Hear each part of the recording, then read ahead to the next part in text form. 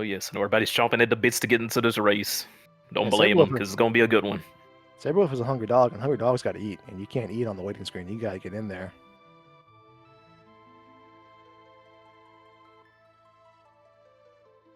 All right, in 30 seconds, they will officially be kicked off.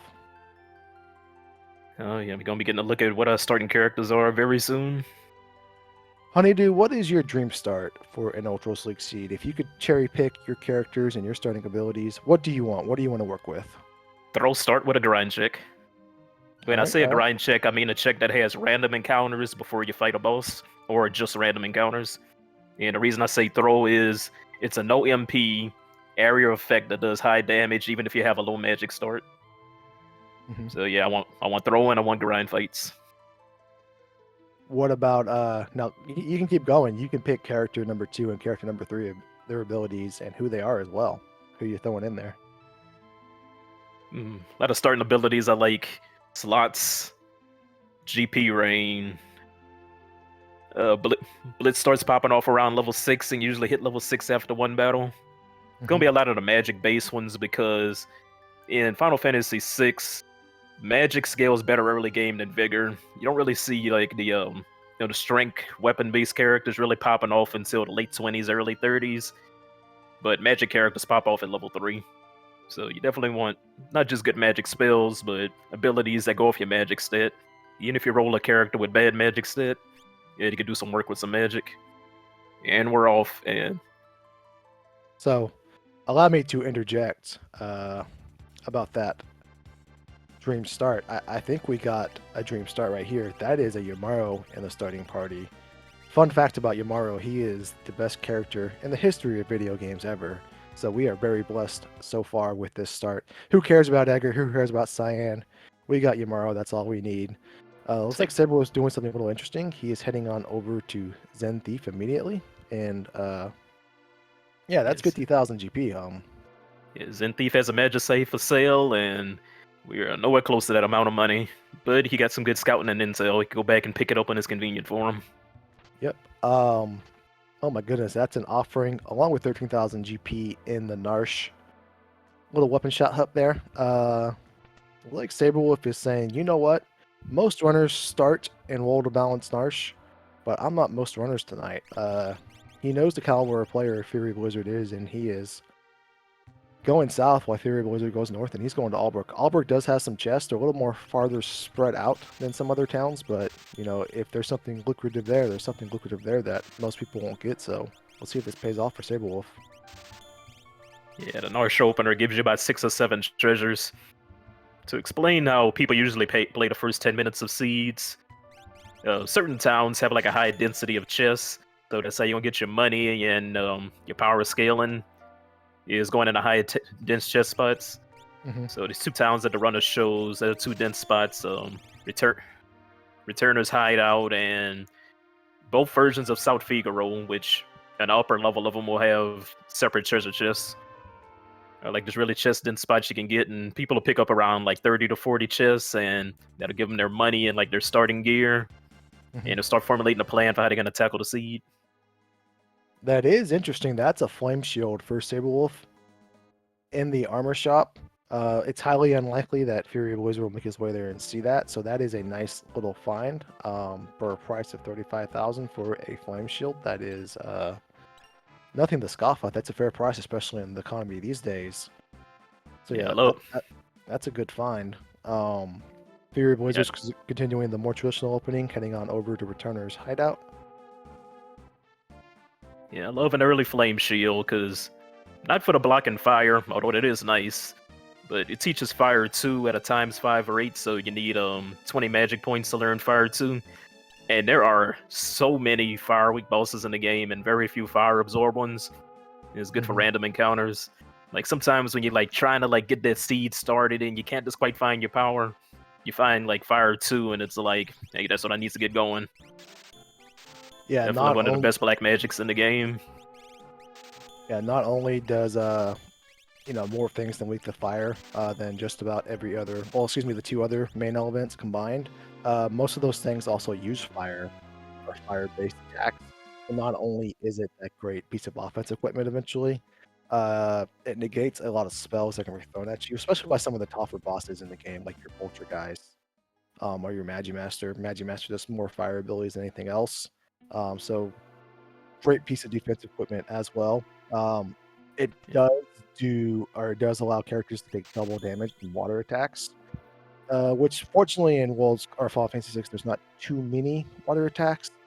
However, there are a few guys out there, and probably the most notable is the Blue Dragon. And Flame Shields plus Blue Dragon is usually a recipe for disaster. So if he ever makes his way back there with some of those shields, it'd be interesting if he ever comes across the Blue Dragon as well. Yeah, Sablewolf was able to find the discounted earrings. One nice thing about an Edgar starter is that in Figaro Castle and in World of Ruin South Figaro, yeah, you get half price on any of the store vendors. Yeah, he went straight to the relic shop in World of Ruin South Figaro and was able to get like half price earrings and pick up a few consumables. Mm-hmm. Yeah, you always get a love of an Edgar shop. Edgar store pops off with some good shops, and it's pretty decent shops to get the earrings out of the way. Yeah, people always want to find earrings ASAP because, like I said, magic scales best early game, and 2 earrings give you plus 50% damage to your magic. And Interesting thing FieryBlizzard found there. That is the second Genji glove he has found in a chest. And in Ultra Sleek Flags, what we do is we take all of the vanilla items in Final Fantasy VI that exist in other chests. We take all of those items, we throw them into a bag, we shuffle them up, we take 20% of those items, we throw them out the window, and we replace them with anything and everything that could possibly be in the game. And we distribute those throughout all of the chests, scattered throughout both worlds. And you can find some things, like there's no Genji globes in chest in Final Fantasy VI. So one of those unique RNG things that just happened there is that it's like a 0.02% chance there's a Genji globe in a chest, right? And then FieryBlizzard, in the span of about a dozen chests, comes across 2 of them. That's just one of those unlikely things that we should appreciate there. Yeah, we're gonna see if he's gonna sell one of them for about 20,000 GP. I can tell you, it's maybe like 1 in 50 seeds where I'll use 2 Genji gloves. It's like he's either use 0 of them or 1 of them. Because it's kind of hard to find 4 high tier swords. It's definitely gonna be one of those things where if he sells it, he'll regret it. Or if he sells 1 or 2 of them, he'll regret it. But if he doesn't, he can't sell it because they have them in a discount shop. So if he sells it, he can just buy it back if he needs it. Yeah, essentially a pawn shop with no fees. You can just trade it in, and if you ever want it back, you don't have to pay a penalty. You just will get the money right back for it. And yeah, wow. Not only are they in chests, they're in abundance in the shop. So I guess somebody picked up that they were valuable and started mass producing them. That's fixed ice that only Yamaru could wear. Yeah, that'll boost up Yeti's fight, but it'll nerf his tackle damage. So you got to decide how you feel and if you want to buy it. Sablewolf decides to lean on the tackles.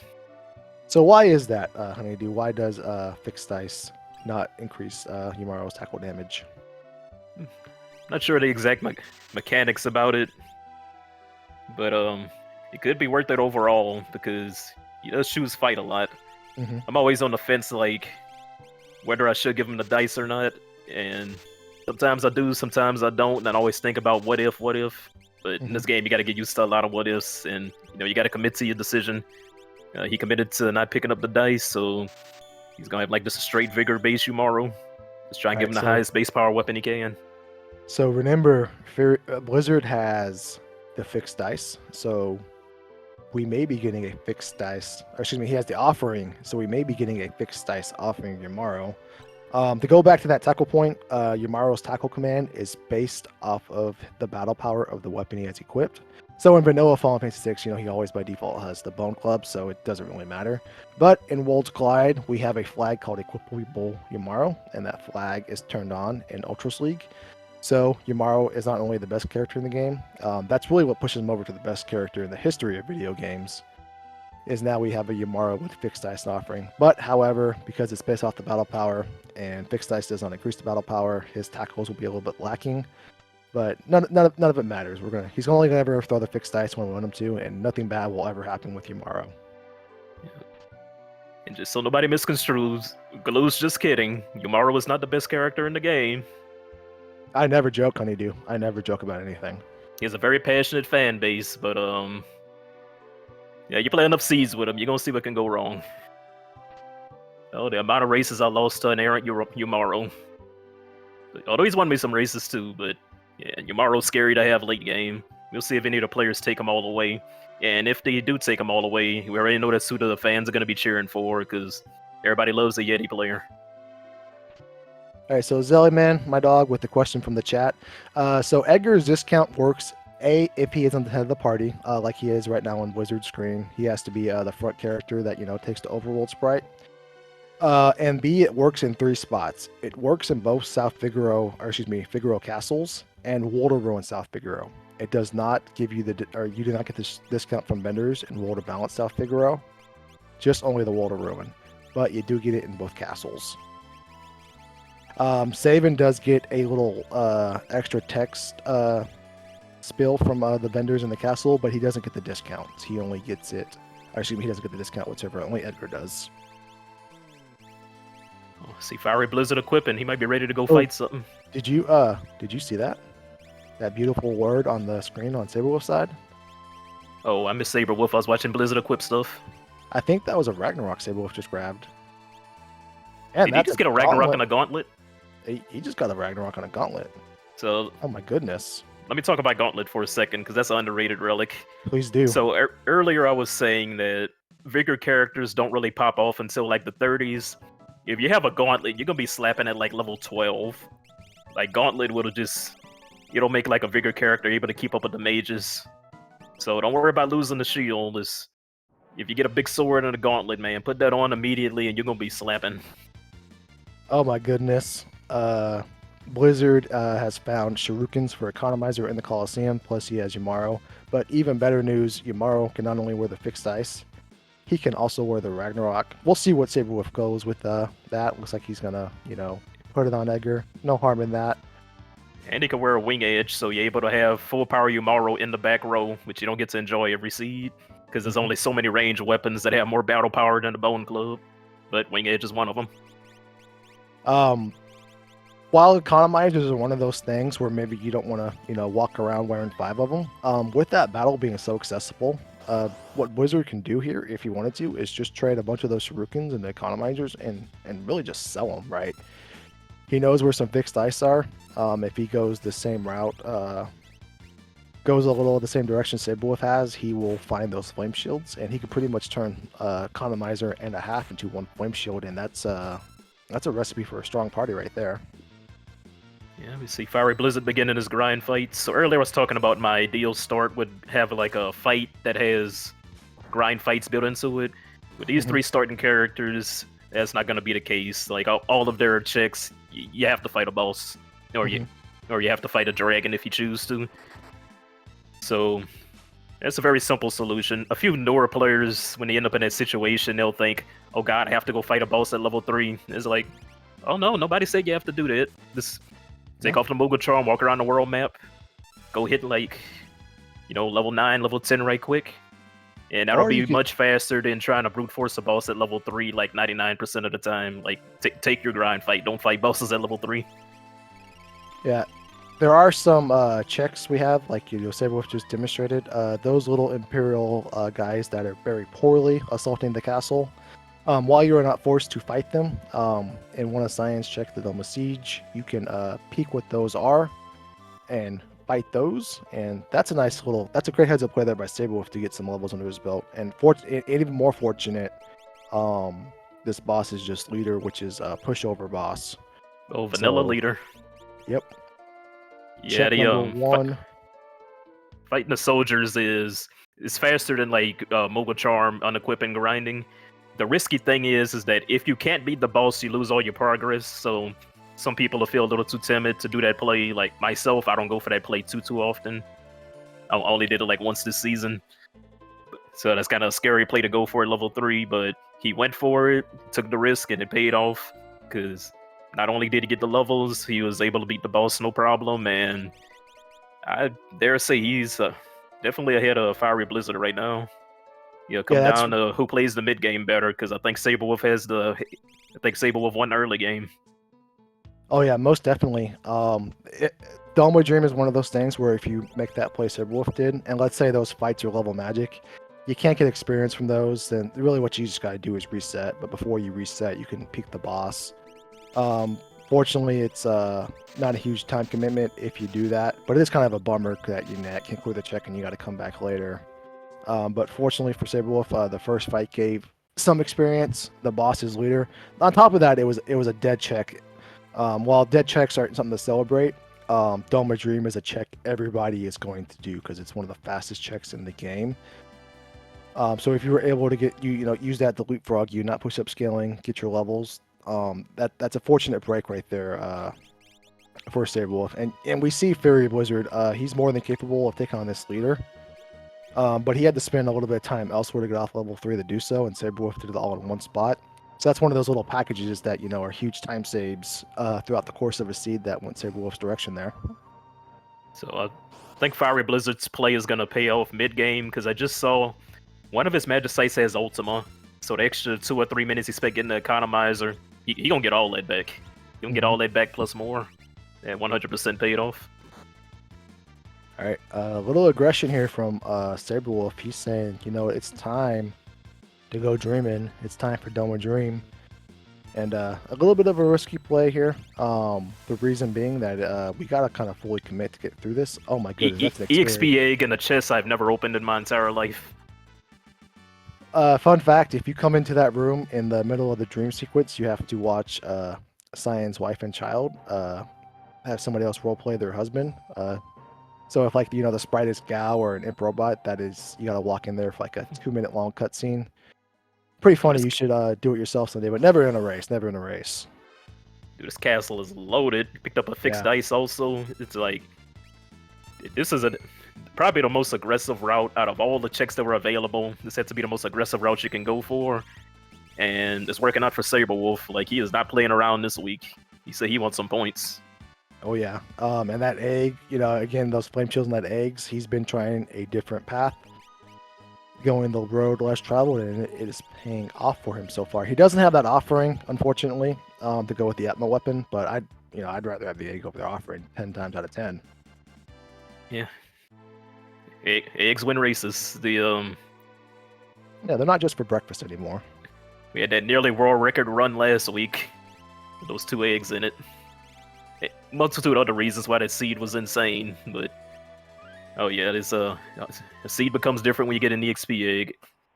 So in general, in many RPG randomizers, you don't need every party member to be equally strong. It's like, I always use the analogy saying, we don't need the Avengers, we just need Thor. We just need like the big guy. So you take that EXP egg, you put it on somebody like that Gauntlet Edgar, and he's gonna be absolutely popping off. He'll be like 10 levels ahead of other party members, and he's gonna hard carry, and the time saves are gonna be immense.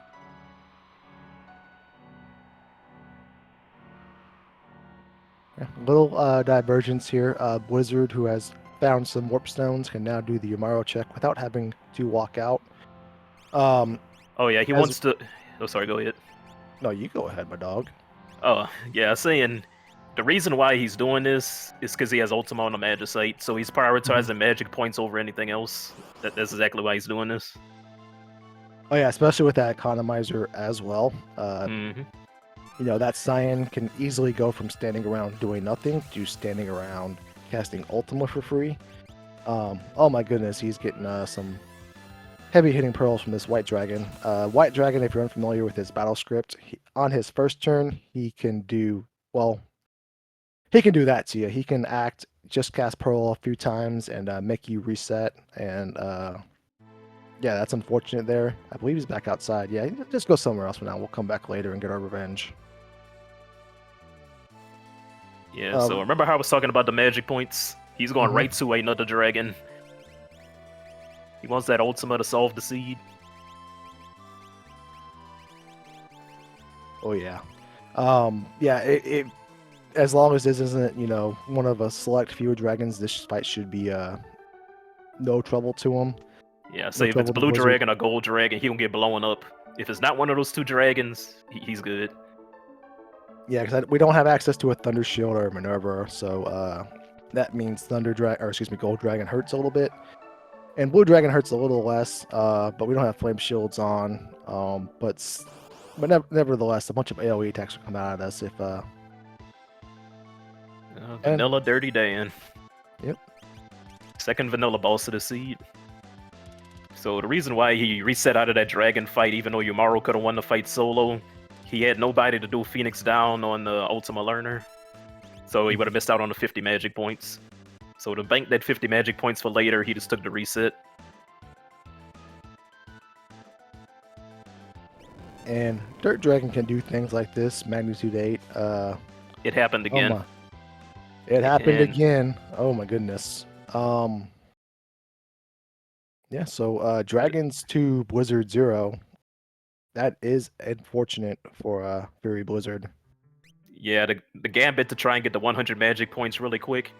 It works out most of the time, but it's not working out today. These low-level dragons, even though they're not as strong as they'll be in later scaling, occasionally they'll just roll like an AoE attack, and it's based on magic stat. And like I said, magic scales better early, so party can't live an AoE of that caliber this early.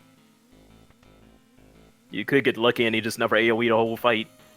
In fact, I wouldn't even call that lucky. I would call that like average luck for them not to AoE that soon, but FieryBlizzard just getting the business today.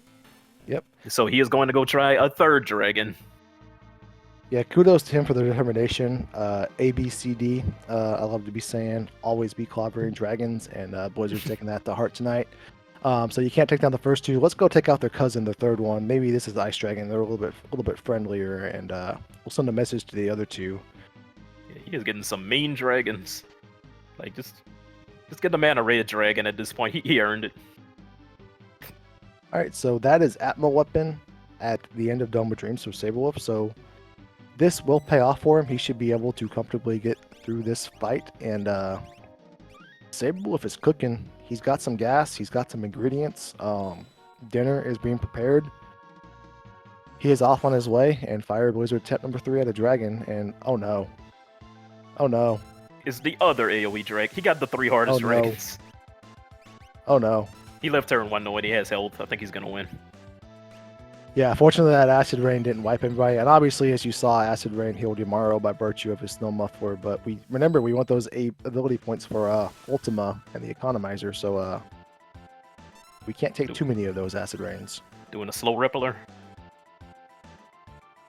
Yeah, I think he going to win this time. He's going to win. I just had to see what that Flash Rain damage was to know if to be worried or not, but I'm not too worried for him. Commentator's curse, hopefully not.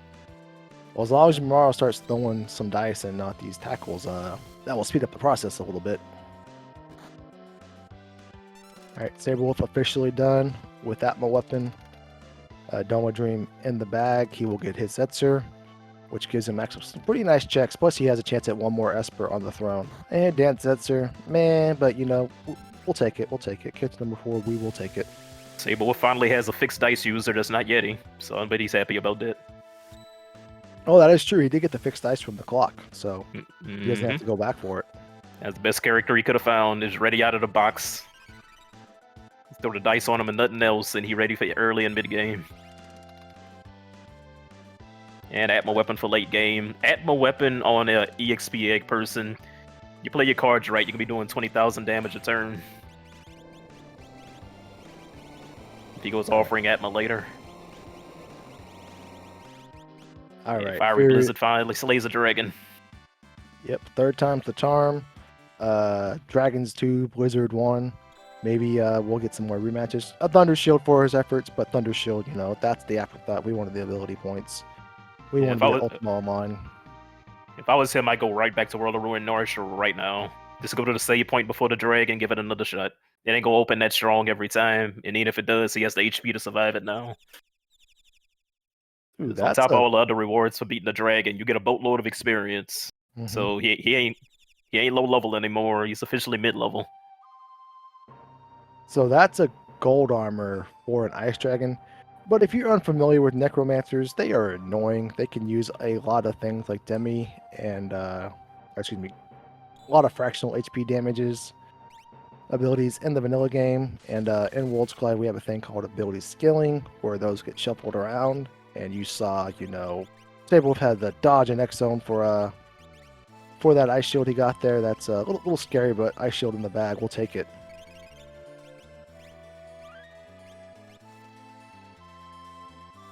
Ooh, Yeah, that is- I was holding my breath during that X Zone cast because just the way the animation looks, you don't know if it hits until you see the miss, or you don't see the miss.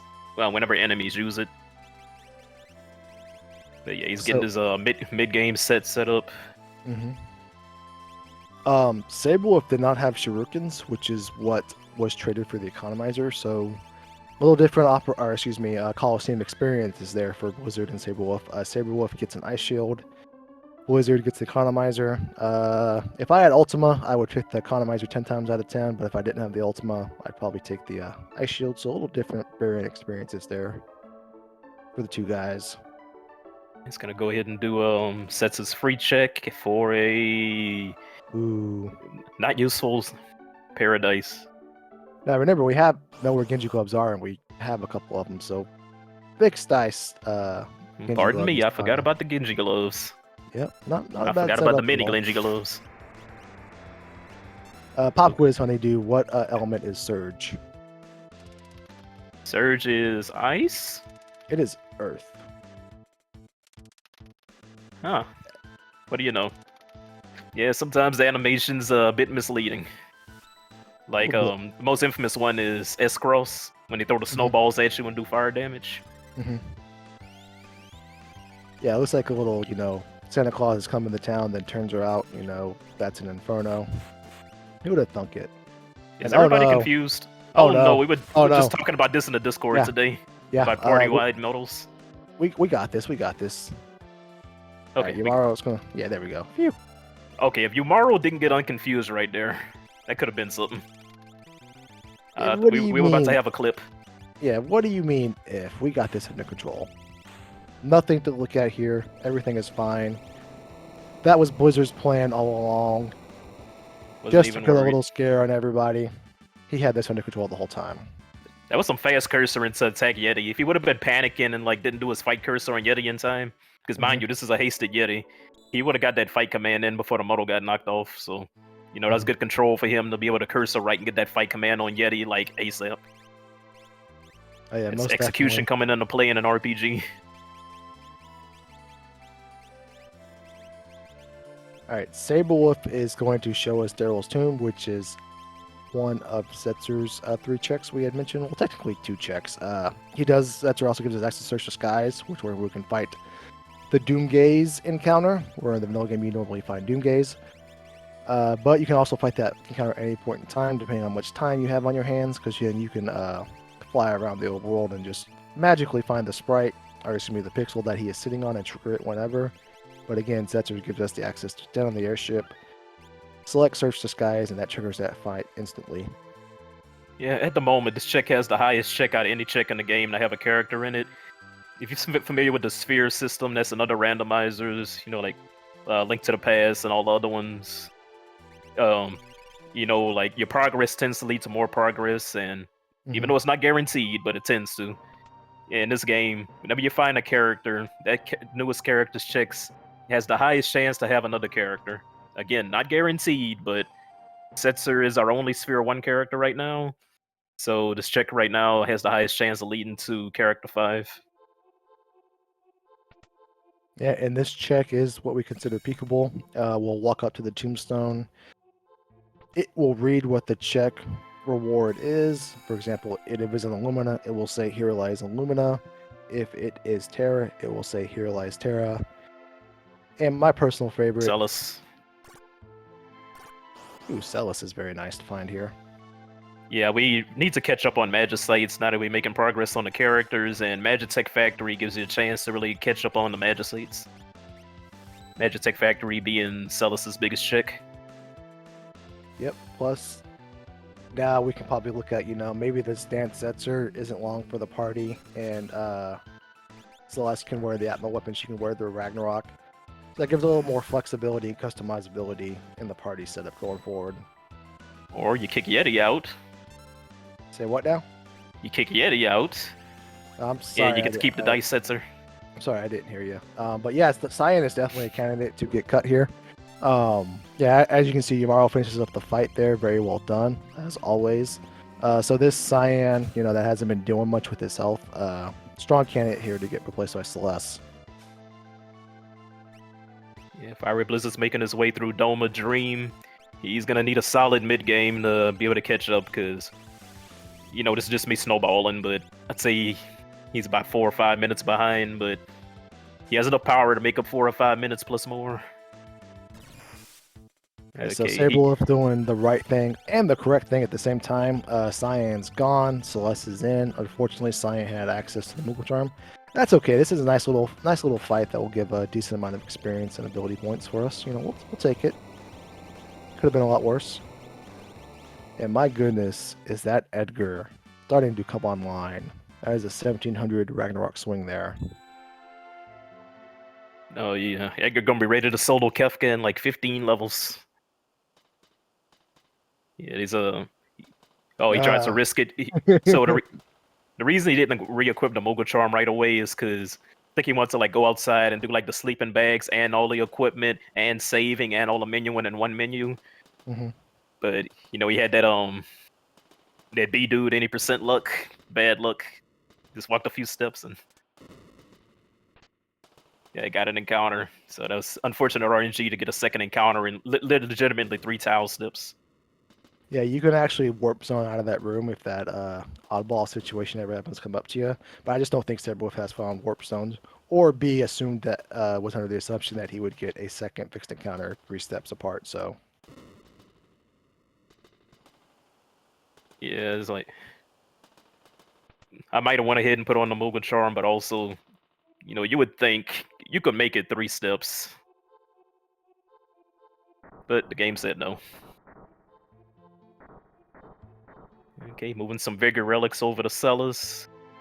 Her Atma's not going to be that impressive early on, but, it'll be worth the time to do it.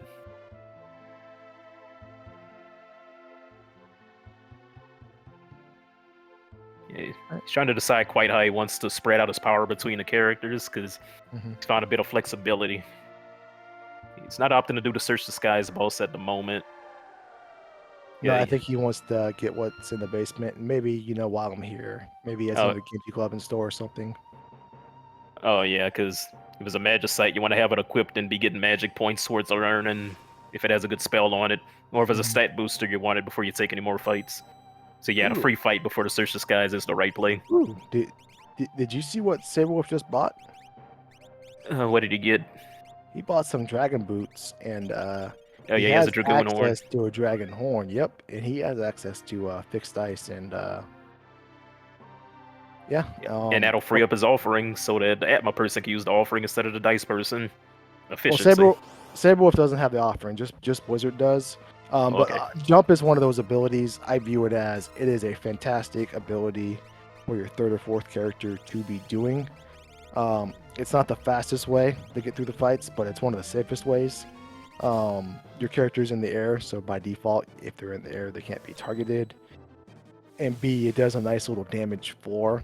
You're only guaranteed, 2 jumps with a dragon horn. You can potentially get up to 4, but 2 is just fine with that damage boost, because that's essentially 3 fixed dice swings at a minimum every turn. So nice, safe little thing for a 3rd or 4th character to do. Very nicely done. Yeah, if he wanted to, a little bit later on, he could Genji Glove Edgar, have Genji Atma Ragnarok. Yep. Yeah, two swords on 1 strong character is better than the sword split between 2 characters. But we'll see what he decides to do with his later game build. Not quite time for Atma to come online yet, though, so the single Ragnarok's still better at the moment. And finds a chunky boss in the sky, but he has what he needs to beat it.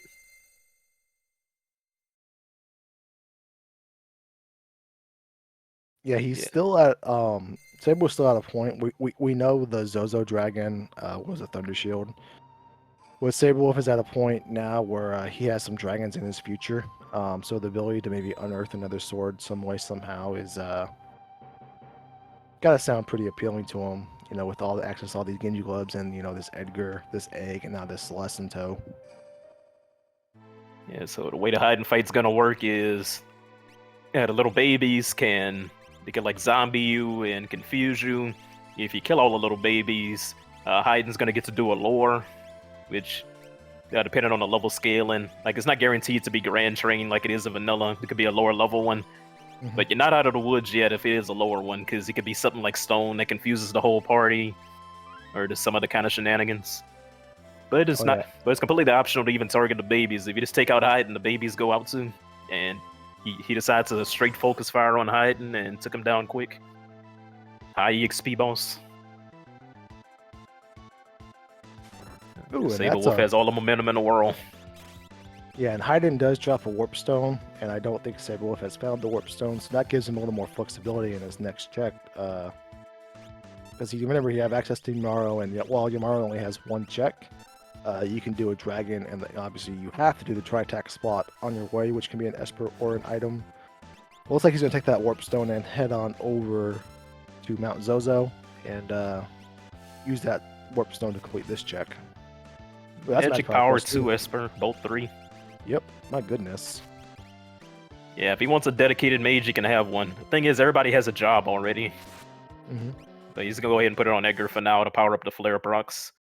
If he gets another party member that could be a dedicated mage, taking a dragon and getting both 3 really quick, and then popping a magic 2 on him, that'll get the character 4 online.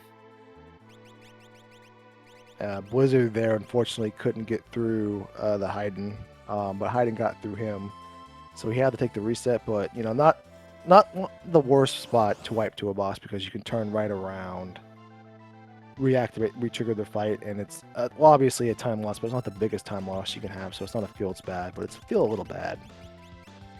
Yeah, somebody in the chat says hot take FF6 has the best boss themes.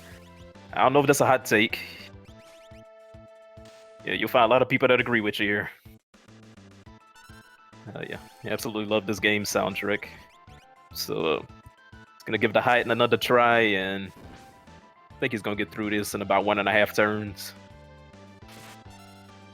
Let's confuse Claude does something goofy.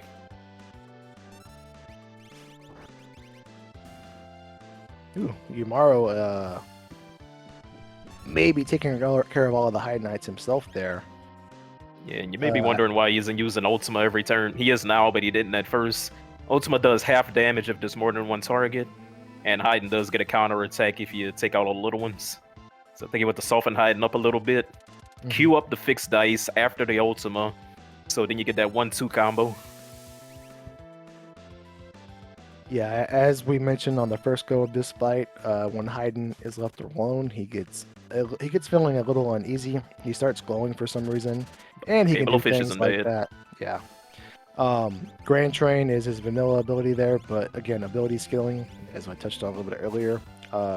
You're not gonna eat fire 3s at the first part of your suit. You're gonna eat some blazes and fires and possibly fire 2s, lower level abilities, and that's what Bullfish is. It's a non-elemental attack, but obviously lower than Grand Train of the totem pole. Sabre Wolf absolutely bopped that dragon. Yeah, Sabre Wolf has got his Edgar approaching the 30s in levels. He's at level 32 at the 36-minute mark. That's a really, really good level per time in the seed base, and that's just a recipe for being able to coast, things not being much of a challenge to you, because the max scaling bosses and encounters, save for one, the final fight will reach is level 40. And if you are, scaling past level 40, obviously you'll always be at an advantage, and you still keep getting experience, so that advantage just grows and grows and grows. So things will just keep getting easier and easier for Sabre Wolf the longer he progresses through the sea looking for his requirements. Yeah, if he hits the magic tech soon, he'll go in about level 32, exit about like 40 or 41, and I think he's just gonna bop everything in there, because his main carry is ahead of scaling. His main carry has a good build on him, and his other characters got good builds to support the carry. So yeah, he's gonna rip this Magic Tech factory apart if he goes there, and it could get him along the way to getting his unlock. But it seems at the moment he's gonna go ahead and take his dragon and his boss fights at the Yeti check. Little interesting thing going on here with Sabre Wolf. If this is 2 Espers in World Ruin Narsh, and then his next quickest checks are Magitech Factory 1 and 2. He can have a sub 50-minute unlock, which is a very fast, very quick, really high powered time. Well, FieryBlizzard is still. We know he's going to find his Celeste down here, but once he finds his Celeste, he's essentially going on the same trail Sabrewolf's been doing for the past 8 minutes. So you can almost argue that Sabrewolf has like 7-8 minute head start on his opponent right here. Yeah, the main thing that could trip Sabrewolf up is if he fades Magitech 3, and Magitech 3 is the only check that has a character. Mm-hmm. But he has a lot of options to get Magicites at least. I think solving the character 6 mystery is more important than solving the Magicite 9 mystery at the moment. But hey, if he ends up with too many checks, check skip is a thing. Mm-hmm. Alright, so Blizzard getting the good news. This is where Celeste rests, but she will rest no more if we can defeat this Inferno. We saw, Blizzard. We didn't see what is the Tritok spot, but we saw FieryBlizzard bounce off the. Which dragon was he bounced off of? I think it was the white dragon that pearled him a few times, and he said no bueno. Yeah, specifically pearled the 2 characters that could use Phoenix Downs. Because if you survive that open and flurry, like you might be okay, but you literally zeroed in on the 2 characters that could use Phoenix Downs, so that was unfortunate for him. Yeah, some would say that's a downside to Yamaru, but I personally view it as an upside. Yamaru is all gas, no brakes, so no point in Phoenix Downing if you just want to win a fight, and that's what Yamaru is there to do. Yeah, Sabrewolf showing his experience. He knows this boss can be muted. Very nicely done.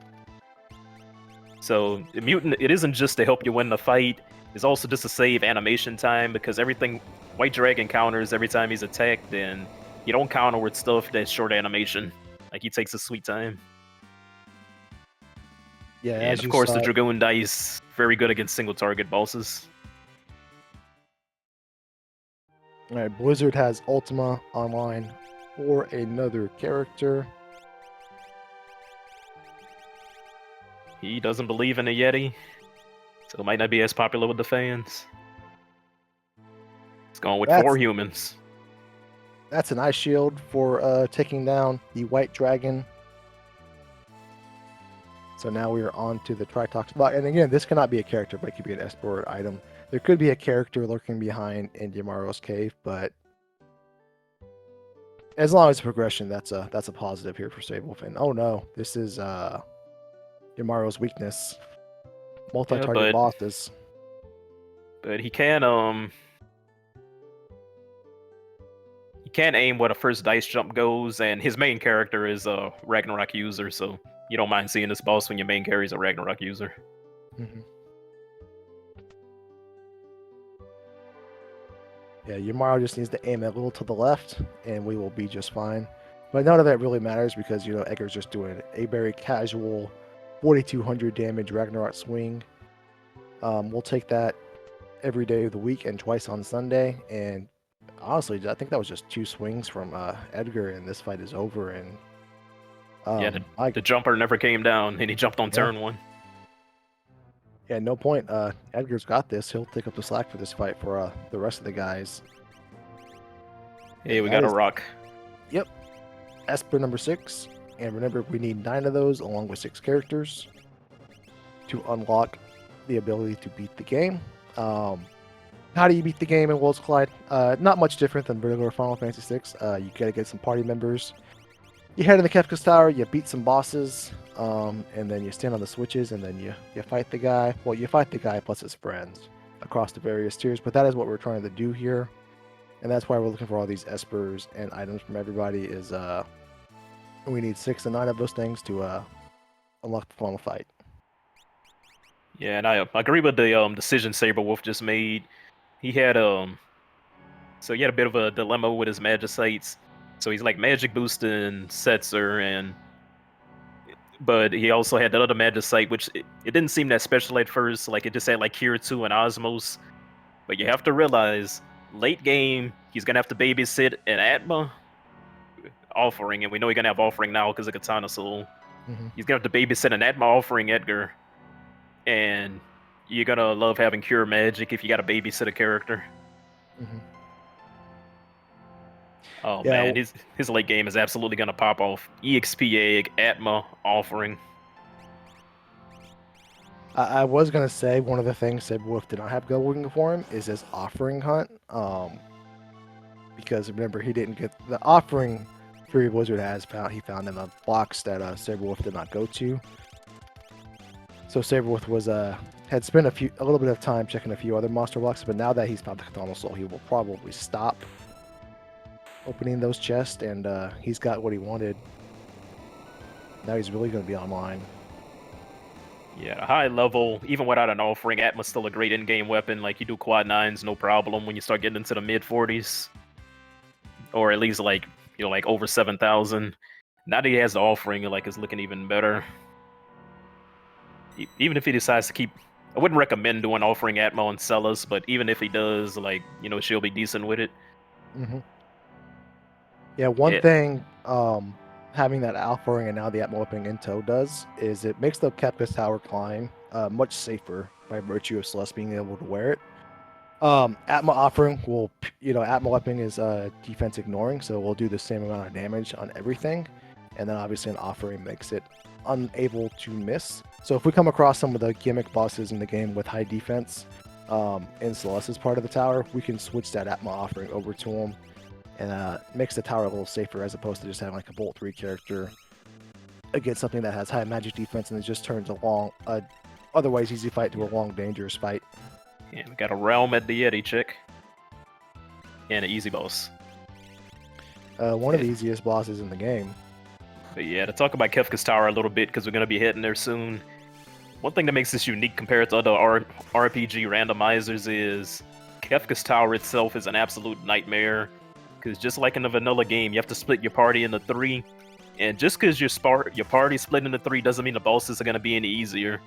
So like if you run into like a really hard like late game boss in Kefka's Tower, you got to beat that thing with one character. Like you have to. Mm-hmm. So for like things like these, like offering dice, offering Atma bills, I call those KT solvers because you're ready for any kind of gimmick boss. Like you're not gonna be caught with your pants down in any kind of way. And I think with what characters he has and like all options he has available to him, he has all 3 lanes solved. Not guaranteed he's gonna win, but it's guaranteed he can win. Like no boss in the game is gonna wall him with the options he has available.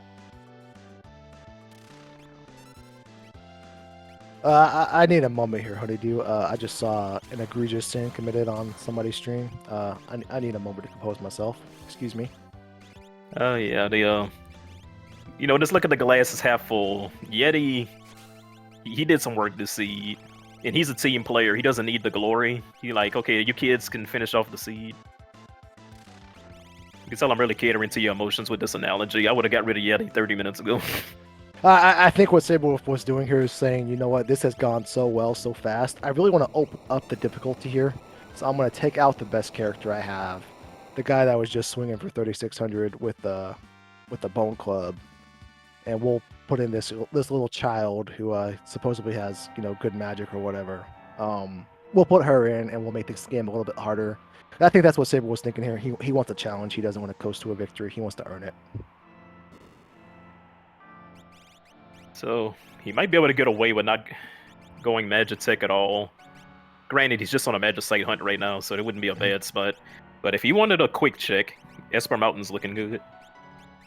Oh yeah, Esper Mountain. Minimal. He's going Magitech. Yeah. So Saberwolf, like as we touched on earlier, 2 parts of Magitech Factory: the Ifrit fight and the number 24 fight. Those can be they cannot be characters. They can only be Espers or items. And we have character number 6. We just need 2 more Espers. So if we get fortunate with some Esper luck here, we'll have our requirements. And Blizzard is still chasing our tail, so to speak. Jumping off the ledge right behind us, plus short 1 Esper, plus short an experience egg. Saberwolf in a commanding league here. Looking in no way to be giving that lead back. Yeah, he'll make up a little bit of time here, not having to fight Katana Soul. Just gonna go run straight to the boss.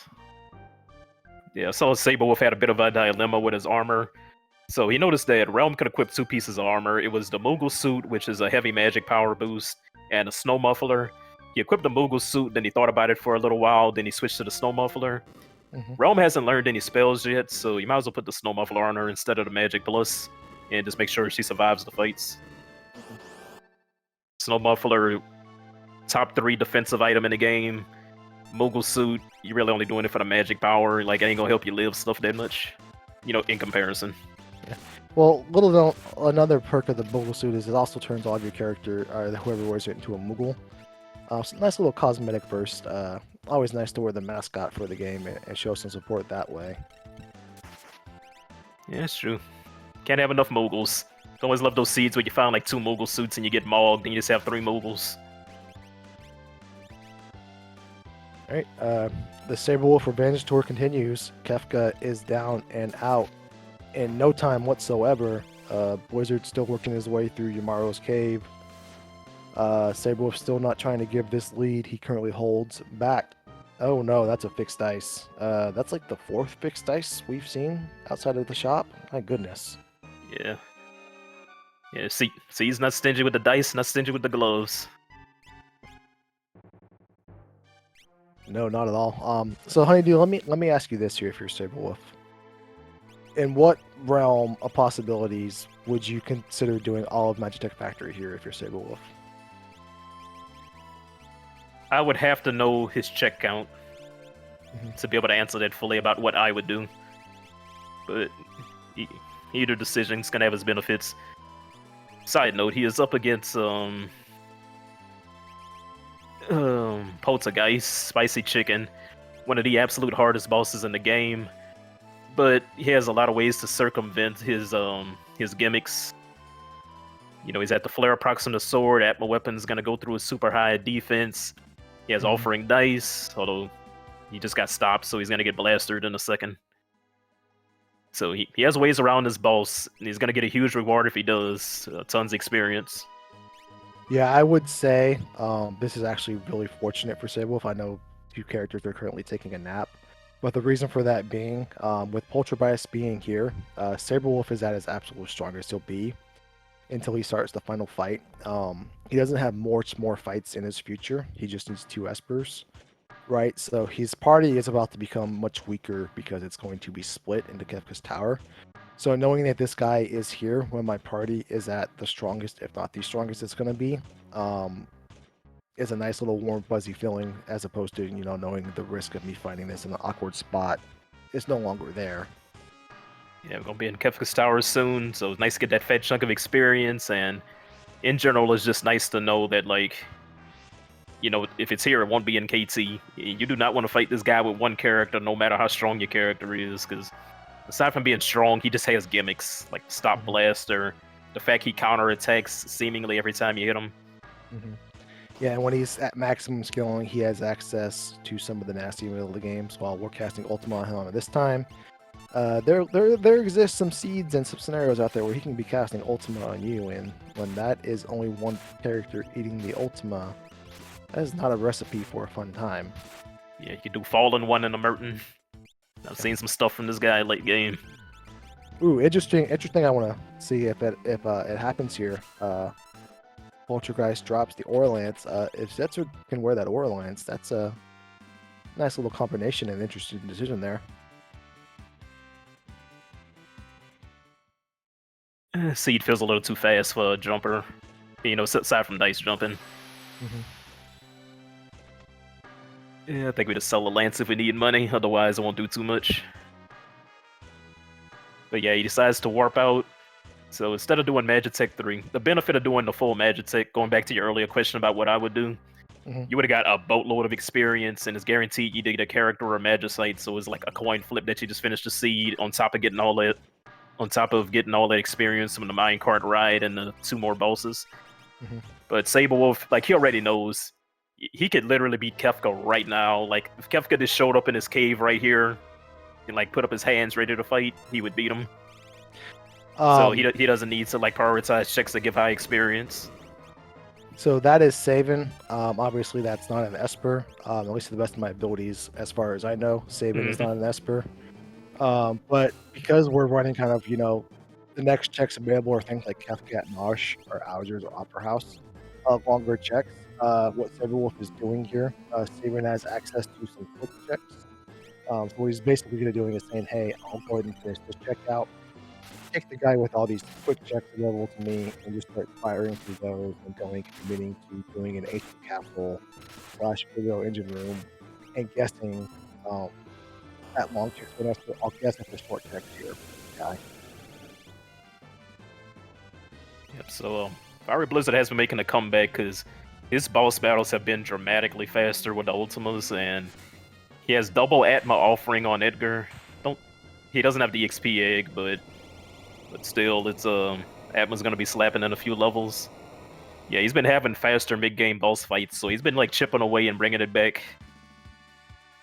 Yeah, it's like so much of the time saves in this game. It's just how fast you can fight the bosses. It's not always guessing the right checks or having the most pristine movement. It's like winning the fights in the least amount of turns. Mm-hmm. And he has been winning fights, and like he is rarely going to turn 2 in these fights, even against like really strong bosses. So he's making a comeback. Yeah, he also decides to warp out. He had a little bit, that RNG that was doing him earlier was a little more fortunate for his Poltergeist, whereas Sabre had 2 characters down a couple of different times and had to be life 2'd by his carry and his Edgar. So that was a little bit of time that Blizzard was able to make up. So now he's essentially 1 check behind as opposed to maybe like a check and a half or so. Saberwolf doing Collapsing Cows here. We don't see a character sprite on the outside, so that means this is either an Esper or an item. Yeah, so whenever he saw Edgar and Esper Mountain, when he saw Saban and Esper Mountain, he did kind of like a wiggle walk because he was thinking about bailing on the check, but then he realized, wait, just get Saban. Saban has like 4 insanely fast chicks, or 3 insanely fast chicks. Yep. We'll see here if this is Esper number 9 for Saberwolf. Daddy Luma. Meet Ultima. If it's not, he's going to go to the waterfall. Oh, yeah, most likely. And... Nah, he done. Yeah, he done. He good. Yeah, so that's Golem. That's interesting, too, because maybe Blizzard goes to waterfall. Maybe he goes to Phantom Train, which is peekable, and doesn't get this Ultima. Let's see here. He's trying to do some last-minute shopping, because once he's in, he's in. Nothing of value there in the item shop. Wizard has his Saban. Let's see where he goes. Curious. Oh, he's going north instead of switching worlds. Yeah, he's doing waterfall because he doesn't have the EXP egg like Saberwolf does, so he's prioritizing the check that's gonna give us some experience also. Yeah, this Although is I do think Collapsing House would have been the better play. And I'm not just saying that in hindsight. Yeah, but he's going to get some benefit out of this. This is interesting because he was making up some time.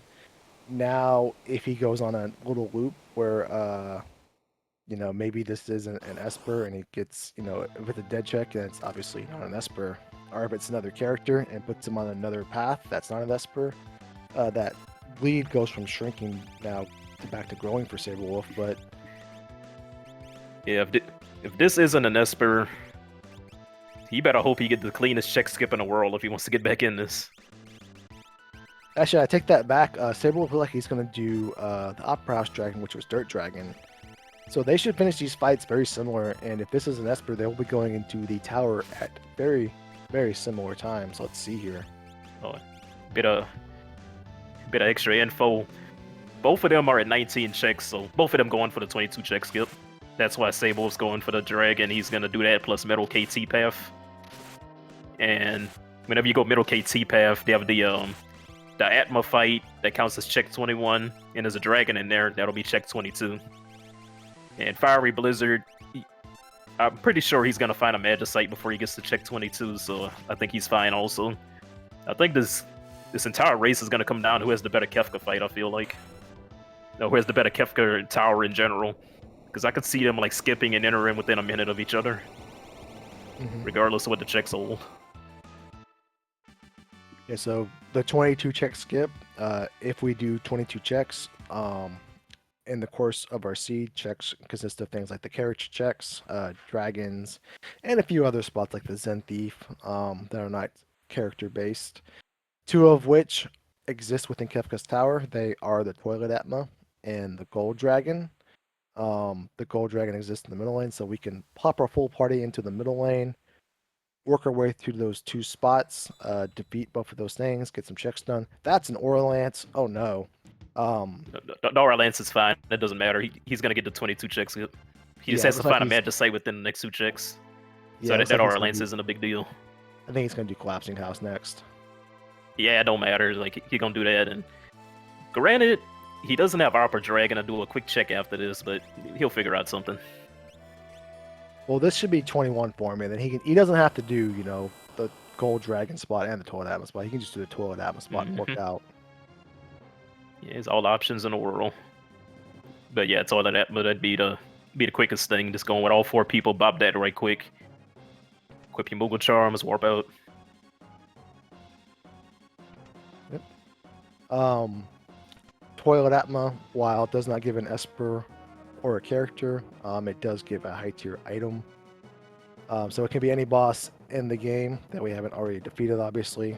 Then it will pop us a high tier item as a reward. Also gives you a save point. I'm not really sure how a save point pops out of that guy, but it's in there somehow. And once you clear him out, it comes out and it's visible to you. Don't ask where it was up there. It's there now. We get some Behemoth Suit for Realm. Ooh, that's nice. That's kind of like 2 high tier items rewards in one, because we have a default Behemoth Suit wearer who also wears Snow Muffler, so maybe we can shuffle that Snow Muffler around after we get this Behemoth Suit.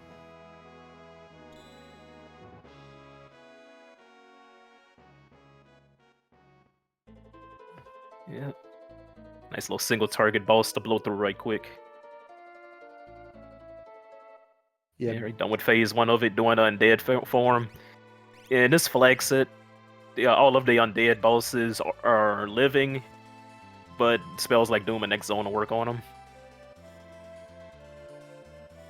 Yeah, you can technically X-Zone this part of Senior Behemoth, or Sabrewolf can here, but I think his offense is so strong and so powerful that he's better served to just hammer away through it. Yeah, he doesn't want to risk the RNG, just hold A button and beat him down the old-fashioned way. It's a Behemoth Suit and a Behemoth Suit. Behemoth Suit, yeah, speak of the devil.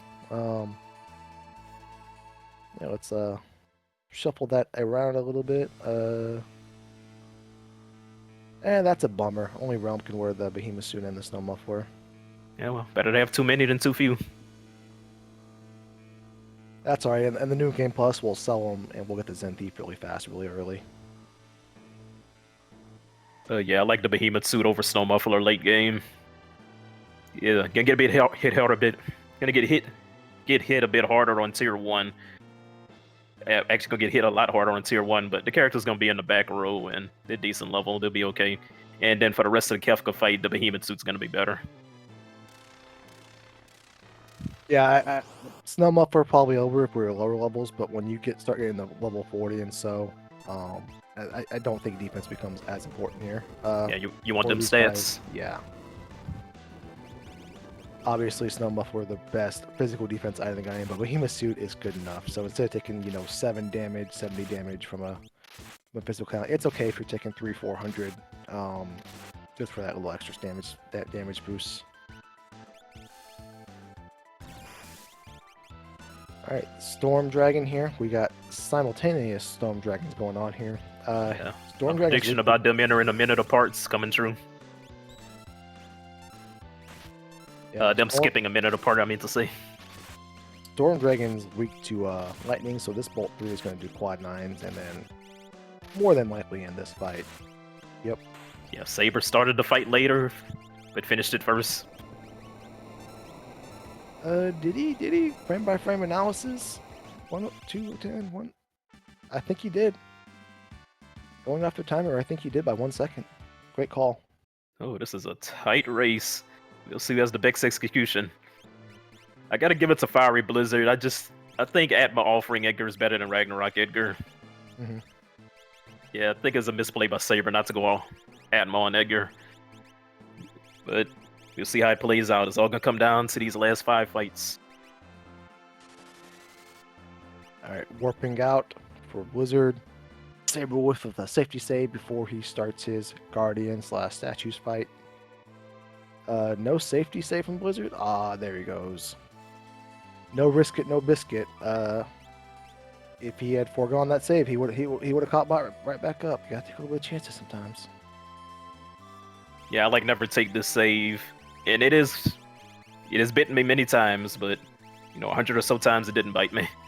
Just gotta see how you feeling that day. It's a high stakes race. I don't blame them for saving. Yeah, with that, if that Edgar was the Atma offering Edgar instead of the Ragnarok Edgar, in my party, there's 0% chance I'm saving right there. I'm sending them. It's just gonna take some unfortunate bosses / scenarios to down him, and Okay, this might be where Blizzard catches up, because he gonna do this Ifrit fight faster, I think. oh yeah, he does have that Ragnarok, not the Atma weapon here. It won't be a huge difference, because Setzer's doing some dank ice too. Setzer was juicing on that magic +2. He didn't really have a dedicated mage, so he put it on Setzer just because, and is gonna come back to reward him now because he needed some magic power to get through this fight. This one of these quote-unquote gimmick bosses. Yeah, you really need some ice to take him down quick. Ice or non-elemental. That is a Pluto armor / martial fight. One Ultima downs the Pluto armors. Oh my goodness, that's a heavy hitting charge, but Cyan shakes it off. Out comes Fire 2. We were through the martial fight. If you were wondering where were the Lobos, what happened to them, in Worlds Collide we have a flag called we can remove the martial fight from his vanilla formation with them, which is the Lobos. And we randomize them to a handful of other monsters for fixed encounters. Make it a little interesting, make it a little scarier, because Lobos are not inherently very scary. If you lose to 2 Lobos, you're having a bad day, because I don't know what could lead to that. I guess a net into a charge and like Lobos nibbling on you. Anything can happen in this game. You're never safe. You're literally never safe. Right. Yeah, those Pluto armors, they could be scary for Sabrewolf. Their gimmick is they're blue mages. It's like they're 2 Stragos, and they could just pop off with some lures.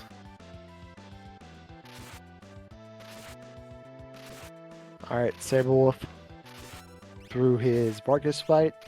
1,508 swings, or 1,500 times 8 adds up to a very large number.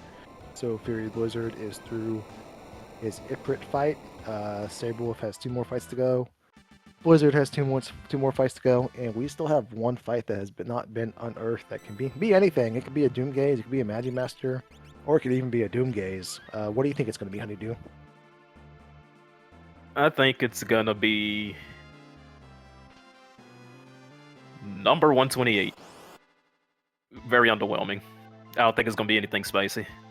Nothing spicy. Alright, I know I said Doom Gaze, and I'm going to say, I really hope it's not Doom Gaze. It would be really unfortunate if they saw Doom Gaze. I'd hate for my friends to run into Doom Gaze in a spot where you don't want to see Doom Gaze, and it is...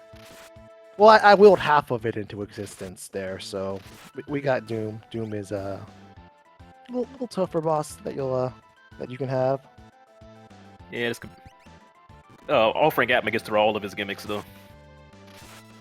Yeah, as long as we don't get Best Be Frozen here, this Atma offering is going to be just fine. And oh my goodness, look at all that HP. I guess Celeste had a little taste of plus 100 HP Esper going on that we missed. Yeah, so we had a question on the chat. Why didn't he decide to go with the Dragoon dice for the Kefka fight? It's because his Setzer has been magic boosting the entire seed, and also Setzer has all his utility spells like the X Zone and all that. So his job is gonna be to like do X Zones, to Ice 2 to Tiger Phase, and he doesn't need to be the star of the show, and his show already has 2 stars. Mm-hmm. So Setzer's on utility duty, so that's why he's not going jump dice on him. And take advantage of that magic power boost. All right. Now, if you would have got good rolls of the dice, maybe it'd be better, but he just going for the consistent, having him on full focus on his utility duty instead of having him try and do 5 different jobs at once. This is a little interesting dilemma here for Blizzard. These are 2 mages that he is sending up against Doom. And that is fine for the first part of this fight, but for the second part of the fight, he gives himself Reflect. And You know what? Throw it out the window. I'm a ding dong. We're just gonna Ultima through the reflect. Who cares? No problem Yeah. whatsoever. Maybe we even morph through it. Yep. Yeah, he's gonna need to spend some elixirs and stuff.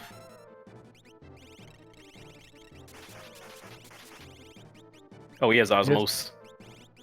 Oh yeah, he does have. Looks like he didn't put the economizer over here on one of these two mages. These two casters, but that's fine. We have access to some other things. And oh my goodness. Yeah, so man, in Pluto armors, they always got some shenanigans up their sleeves. But it wasn't enough to stop Sabrewolf. He's through fine. He is just fine. Launcher. Oh no. Take it back. He is maybe not fine here. He'll be okay. Marshall has no AoE attacks, so he can't kill more than one person at a time. But he is going to lose some time. Yeah, does he just try to get Realm back up? Does he risk it? What's he going to do here? He's going to get Realm back up. Yeah, Marshall has no potential to wipe a party on his own. So hopefully Realm stays up and he can just wrap this up. Alright, one more Bolt 3. Should end this fight. Blizzard is in the back 9 of his fight with Doom. He's shaking, he is doing things, and now is the time he can eat an Ultima or two.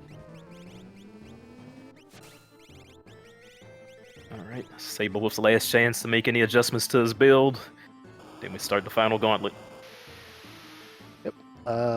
Ladies and gentlemen, a fun little game we will like to play. Not only do we like to try to summon Doomgaze into the seed at inconvenient times, we also like to play a game where we like to estimate how long will the final fight take for the first runner there. Tonight, that is Sabrewolf. So, ladies and gentlemen, in the chat, put your estimation for how long you think this final fight will take Sabrewolf. For a good reference, about 10 minutes would be a good estimation on an average Kefka fight, but as we mentioned throughout the night, Sabrewolf has a plethora of offense and high-powered characters at his disposal, so I will estimate on the lower side of that, and I'm going to say 8 minutes on the dot. Yeah, I'm gonna go a little bit higher in 9 minutes. Even though they both have power overwhelming, they got some characters in the front rows, so tier 1 could pop off a bit. They do have mute for tier 2, so maybe I guess a little too high. But we'll see how they handle the fight. So, gonna be starting things off with tier 1. The physical damage skill check. He punches and he punches and he punches, and he pulls your character to the front row and then he punches some more. That's his gimmick. The left arm, you can hit it with instant death. The head does quake if you kill it last, so you don't want to kill it last. And right arm's usually what people go for last. Fun little fact about the right arm, he will only do physical attacks, but he is weak to Berserk, so if you are not happy with the damage you are receiving from his physical attacks and you want to receive more, you can actually Berserk the arm, and he will hit you even harder. And that Cella's really caught up. Yeah, I had my weapon that starts popping off when you get into the 40s. Yeah, I was worried about him not having Atma on Edgar, but, you know, this Atma Cella's looking kind of fine. Actually, did he swap EXP egg to Celis at some point? Seems kind of high level. Yeah, he did. Celeste, know your runners, know your opponent, and Celeste is our Sabrewolf's favorite character is Celeste, so no shock there that he switched the egg over. Okay, well, I take back everything I said earlier about the Atma Edgar. I didn't see that he swapped the egg to Celis. So yeah, he is doing the right bill.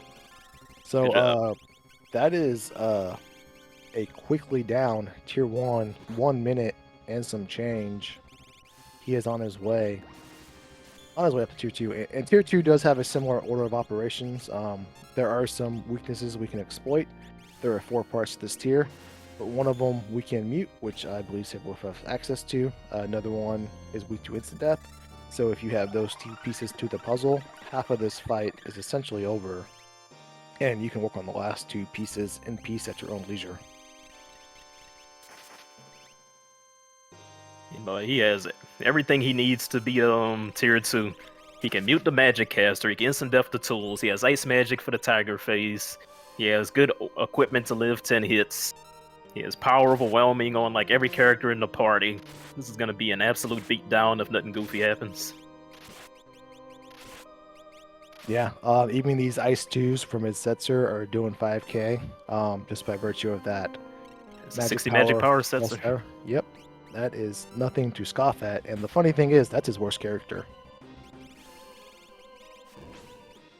And he is working his way through Tiger Face as diligently as possible. I think that was the crack pow, the little mini crack pow for Tiger Face there. Yeah, that Ice 2 targeted somewhere else. So he's down. He is now down to 2 pieces of this tier. FieryBlizzard doing Vanish strategies because that physical attack and arm, it does do a counter attack whenever you kill it sometimes.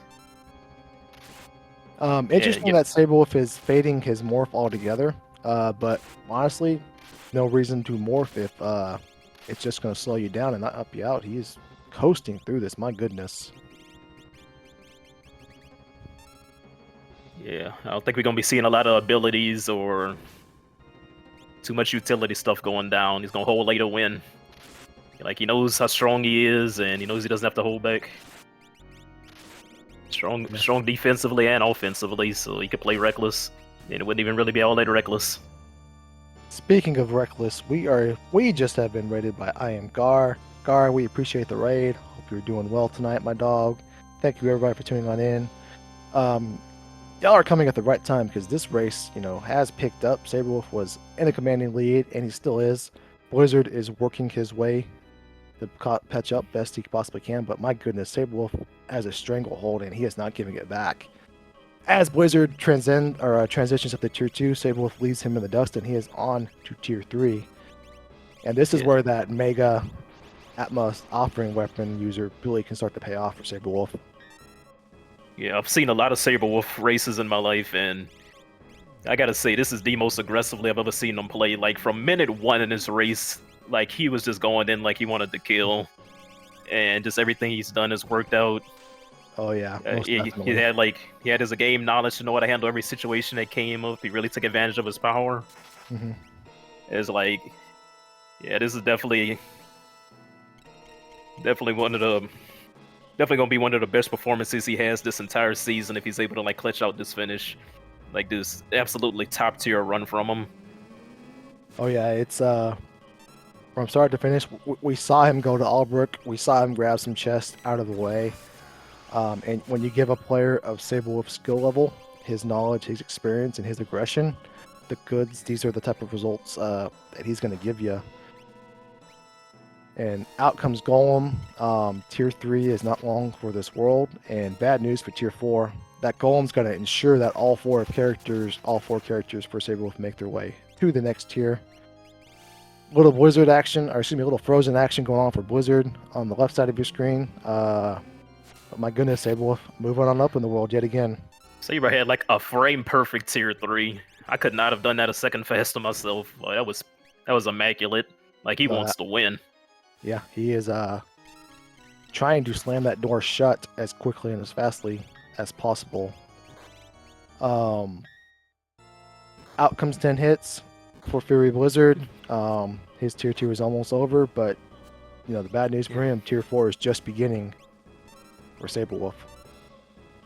Yeah, not trying to sound biased, but it makes me so hype anytime I see Sabrewolf do good because he does so much for the community, and he's playing hard in every event. So I'm just super hype and super happy for him anytime he has an amazing run. And boy, he is having an amazing run right now. Yes, like, he deserves it. Yep, and he is continuing to not give it back. That is 16,000. Oh my goodness, I think we're in the goner phase already. This fight is halfway over and it's just begun. Little love tap. It's over. He won. Yep. Little love tap on Zetzer, but who cares? We're going to queue up some attacks. This flare proc is just going to make it even sweeter. Going to do a lot of damage, soften him up for Celeste to finish him off.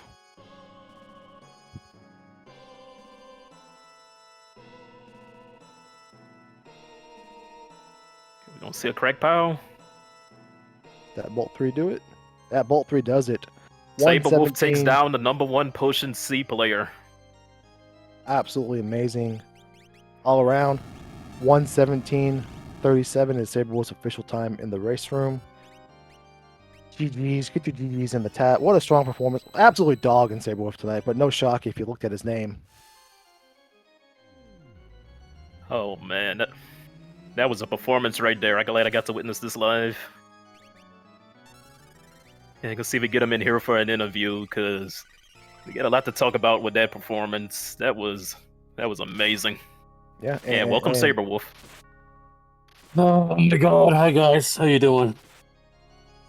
Bro, you played that so aggressive from minute 0. Oh, you were in your element. Congratulations.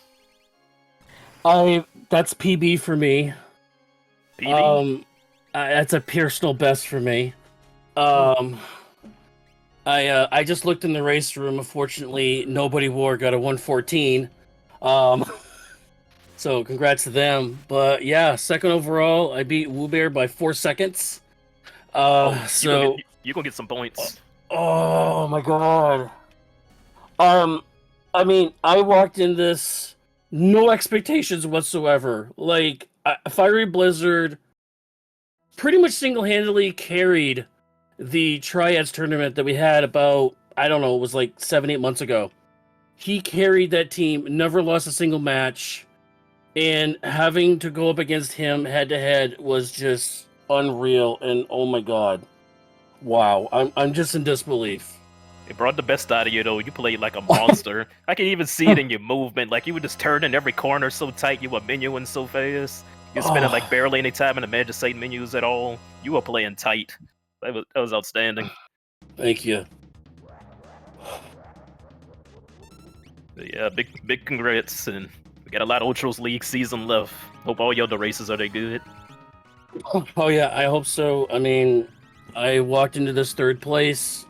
We're all, like I said, we're darn sure FieryBlizzard, you know, he doesn't lose. They don't lose. They came over strong player from the Free Enterprise group, and kudos to them. I mean, I wish I knew where they were in the scene. I don't know where they are right now.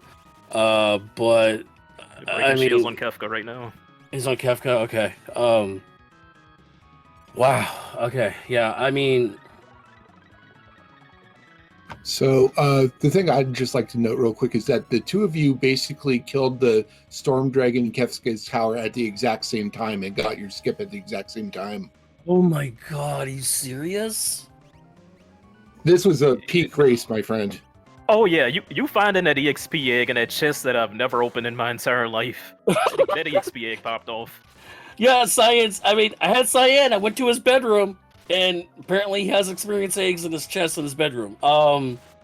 Yeah, that was huge. I actually thought about getting Bum Rush. I'm like, I don't need Bum Rush. I have a Ragnarok for crying out loud on the Giger. So I just like, forget it. I'm just gonna go. But that was like, for me, that was clean. Like, I've never, like, Celeste offering, I think the biggest thing for that run was offering Celeste's RNG for Atma. She hit the exact target she needed to at least 3 to 4 times. That I think was the big difference for me, is just the RNG Celeste just hitting the right targets I needed. Like getting Tiger first, getting Magic after that, hitting Girl. I mean, it's just hit the, and even hitting the head in tier 1. She hit the head, I think, 3 times on the opening hits. I mean, my girl, man, my girl. Yeah, Celeste did not let you down today. Oh, wow. Oh, but yeah, you leverage your power really well. Like any piece of power you found, it seemed like you were real decisive about what you wanted to do. So, you know, didn't have too much decision paralysis, which is good. Shows your experience. Well, I actually want to argue that, because like I had no idea what to do with Setzer. Like 3 fixed dice, had an offering. I knew where Dragon Boots were after getting Dragon Horn, and I also had Ultima and Magic Power +2. I had no idea what to do with Setzer. So finally, I just settled, you know what? Just stick Bolt 3 on him, and we'll just have him cast spells and have him as a backup for Cure 3. And that was the right play, because that took the least amount of animation time. I mean, maybe Cyan, weirdly enough, might have been a better one because he had more spells unlocked by then. But, I mean, Setzer had the fixed dice, needed the jump. I think he did a quad 9 on one of the boss fights. I think it might have been Poltergeist. Yeah, popped off. He got the quad 9 on. Yeah, so I think that actually probably ended up being fine. So yeah. Whew. Yeah, both of you guys kick Yeti out, so that made Glue a little sad. But I'm sorry, Glue. And speaking of Glue, do you have any questions for Saberwolf? Yeah. Speaking of that, I have a question, Sabrewolf. First off, how dare you? Second off, so let's talk about this PB under the bright lights on the channel. The bright lights of Speed Gaming, the Speed Gaming channel. Um, you go a little bit on cloud nine, and we can tell in your voice. Were you expecting that type of performance out of yourself tonight? Oh heck no! Like anytime I've ever done a restream, y'all, like I went up against, I think it was Glue and Swans one time, and I was neck and neck with them. And then sure enough, we ran into Magi Master or something. I got reset and lost like 7 minutes, forgot to save. It's just stuff like that, time and time and time again, and just finally being able to put all the pieces together, like for this run, it's just astounding. Now that I know I can do it, I can hang with the big guns in our community. It just feels amazing. It really does. Yeah, you've been putting that time in. I've been seeing you practicing. Yeah, every Thursday morning, like from 9 to 3 p.m. every Friday, and sometimes every Thursday and Friday morning. So yeah. Yeah, speaking of that, be sure to give both of our runners a follow. They're both two outstanding RPG randomizer players. Definitely give them a follow, give them some support. Cheer them on as they train, cheer them on in their official races. I can see both of them doing this for years and years. So, Galoo, do you have anything else for Sabrewolf? No. GG's all around, my dog. Very well done. Congratulations again. Do you have anything you want to throw out there, Sabrewolf, before we let you go and turn our attention to FieryBlizzard? I know FieryBlizzard is in the channel. GG, buddy. You pushed me to places I have not been in this game yet, and I appreciate you for that. Also want to give a shout out for Gamers of Hope coming up in March. We're doing a benefit, at least 1 or 2 runs for it. Gamers Against Cancer. Be sure to check that out. I believe it's the second weekend of March of next year. So give it a quick shout out for a good fundraiser, good cause for that. But we'll look forward to that soon. Yeah, GG's. Yeah, GG's. It's a pleasure to have you, Sabrewolf, and thank you for all you do for the community. And good job on the race. Good luck in the rest of your season. Thank you, and All right, so we're gonna move on over to second place runner for the night, and I believe so far I believe he's like 4th place for the week in this group, which would still put him Something first like place that. in the group overall. FieryBlizzard. Yeah, this will be one of my trash weeks for sure. It's okay. I mean, that's why we get them. Yeah, I will say I saw what you were cooking early game. You wanted that 100 magic points. I saw what you were cooking. Yeah, But and you got then the 3 worst dragons in the game. Well, Gold Dragon wasn't there, but you got 3 out of the 4 worst. oh, Gold Dragon would have been fine. I had Berserk. So you got the 3 worst dragons in the game. Oh, that was so upsetting too, because also just thinking about it afterwards, if I had gotten through that white dragon, that basically just means not getting unlucky on the opening. Yeah, he specifically pearled the 2 characters that couldn't throw Phoenix Downs. Then it would have been an early realm as well, and that would have changed things a lot. I don't know. I feel like the economizer sort of unfortunately changed my routing enough where it probably wasn't great. But Yeah. it happens. I will say your plan, it had over a 50% chance of working, but over 50 isn't 100, so but Nope. it had a chance of working and not working, but yeah, you just ran into those early game AoE spamming bosses when the party doesn't have the levels of the armor to handle it yet. What armor? No, yeah, it was yeah, I was trying to be a bit aggressive. I mean, there is a good thing about winning the first 2 weeks where I can sort of play around like that, right? And sort of be like, okay, I can be really aggressive and see what dragons are going up here and trying to get all that and trying to get levels knowing there's at least 1 ammo weapon and an offering on a table, because the first 2 weeks were all fixed dice offering seeds, and I saw the fixed dice in Sal Figaro, in World of Ruin. I was like, not again. And yeah, I mean, you take risks and sometimes they work out and sometimes they don't. And this time it just didn't work out, and that's all I can say. Yeah, it was risky in a sense that it was like lower than a 90% chance of working, but also it wasn't risky in a sense that it was higher than a 50% chance of working. And yeah, you just had bad luck. What can I say? Yeah, and I mean, it was a this- high risk, high reward play, and got a little burnt. But that's the game. Yeah, and the second time I went up to White Dragon, didn't do anything on the opener. It's just like, wow, great, thanks. Dude, that's how it always goes in this game. When you go for the rematch, they become the most docile, harmless little puppies in a rematch. It's like Oh, every yeah, boss you wipe absolutely. to does that. Yeah, I mean, these type of seeds where it's just blue button for free is just doesn't really sit well for me. I'm not a fan of those type of seeds, but seed gives you that, and it's hard to say I'm not going to do this, even if it is just a cyan wielding an enhancer. All right, Galoo, do you have any questions for FieryBlizzard? Yeah, so a pivotal moment in your seed, Blizzard, my friend, when you came across your 5th character, you immediately, without hesitation, took Yamaru out of your party.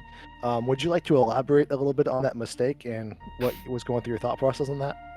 Yeah, so my 5th character was Celis, right?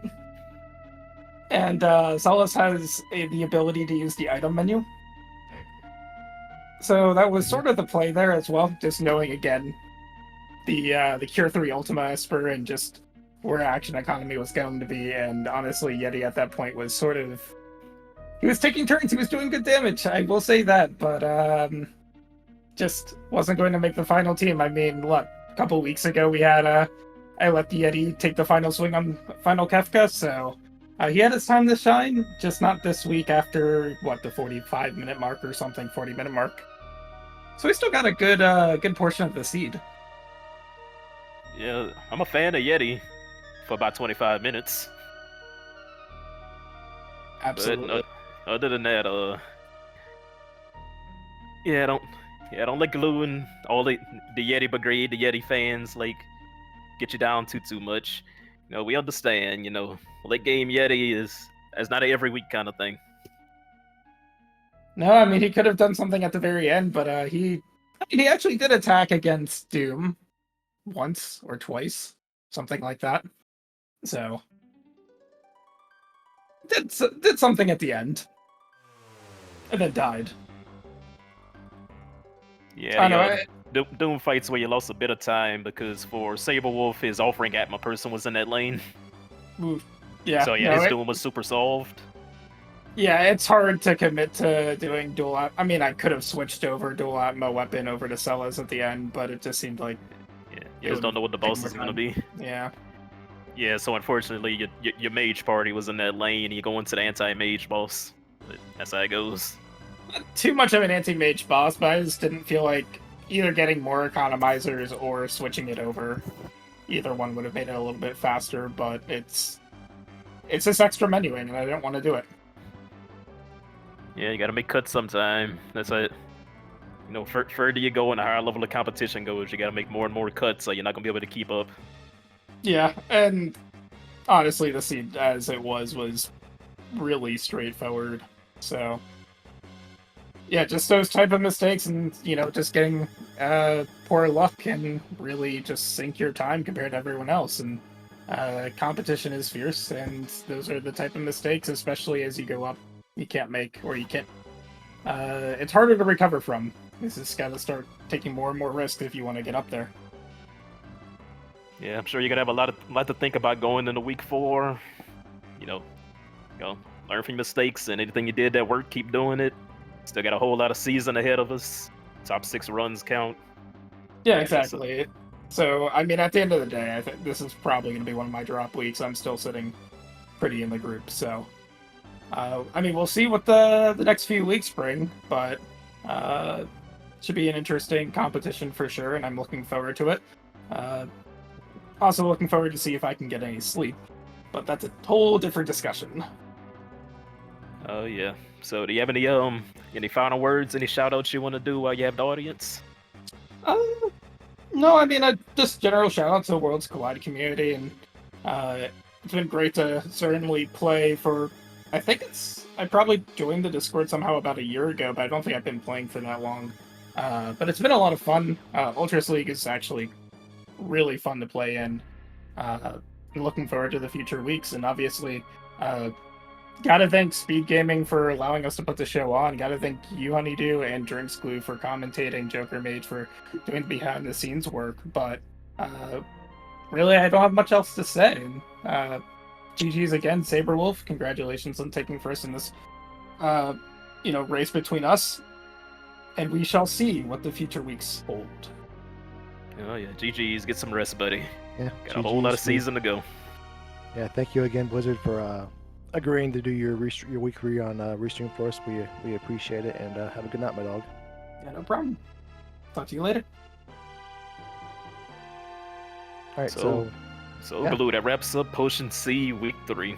Yeah, they still have one more runner, but we've seen some pretty impressive times from some of the more senior community members, maybe senior citizens. But nevertheless, yeah, really a strong performance tonight from Saberwolf. As he mentioned, PB. You love to see it under the bright lights of SpeedGaming. And blessed if we are now tonight. Yeah, PBing in your official race, that has to feel amazing because you just know you gave it your all, you did your best. Yeah, you get a PB whenever it matters the most. So I know he's on cloud 9 right now. Congrats to our winner tonight, Saberwolf, and thank you also Blizzard for putting on some strong competition. You'll see how the rest of this goes. Yeah. But that'll about wrap it up for us for tonight. Yeah, thank you again to SpeedGaming for allowing us to play video games with our friends and talk about it and crack jokes and have a good time all around. Our community, Worlds Collide, will be back on SpeedGaming next week at our weekly slot, Wednesday at 8 p.m. Eastern Time. If you had fun, liked what you saw tonight, and would like to start playing yourself, you can hop on over to ff6worldscollide.com. You can get access to our randomizer or Discord, where, as we mentioned, tons of helpful people eager to get you going, put you in a position where you can start playing the game and have fun yourself. And thank you, Honeydew, for agreeing to do comms with me tonight. I appreciate you. It was a blast. And then also a special thank you to Joker Mage for producing us tonight on SpeedGaming, pushing all the buttons, making the magic happen. Joker Mage, thank you, and we hope everyone has a great night. Oh yes, thank you for commentating with me, Dugulu, and thank you for restreaming Joker Mage. We have a few people on the restream team that's been feeling under the weather lately, so if any of them watching right now, get well soon. Hope you all feel better. And look forward to some more Ultros League as the weeks go on.